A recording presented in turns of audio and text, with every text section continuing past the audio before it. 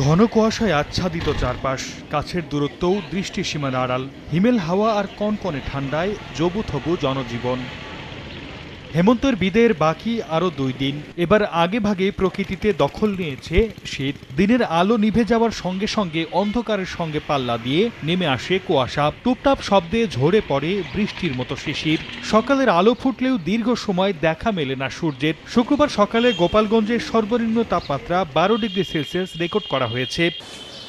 টাঙ্গাইলে শীতের তীব্রতা বাড়ায় বাড়ছে ঠান্ডাজনিত রোগ। ঠান্ডা, কাশি, ডায়রিয়া, নিউমোনিয়া রোগ নিয়ে হাসপাতালে ভর্তি হচ্ছেন রোগীরা। সবচেয়ে বেশি আক্রান্ত শিশু ও বৃদ্ধরা। অতিরিক্ত রোগীর কারণে সেবা দিতে হিমশিম অবস্থা চিকিৎসকদের। শীতজনিত রোগ, কিন্তু এই ঠান্ডির মধ্যে মনে করেন দেখেন বারিন্দাতে কি অবস্থায় আছে।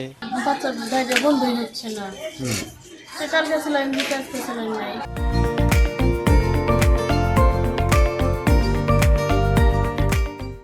এদিকে ঘন কুয়াশার কারণে পাটুরিয়া, দৌলতদিয়া, আরিচা, কাজিরহাট ও ধাওয়াপাড়া, নাজিরগঞ্জ নৌরুটে বৃহস্পতিবার মধ্যরাত থেকে 7 ঘন্টা বন্ধ ছিল ফেরি চলাচল। সরদার মোহাম্মদ আরিফ, সময় সংবাদ।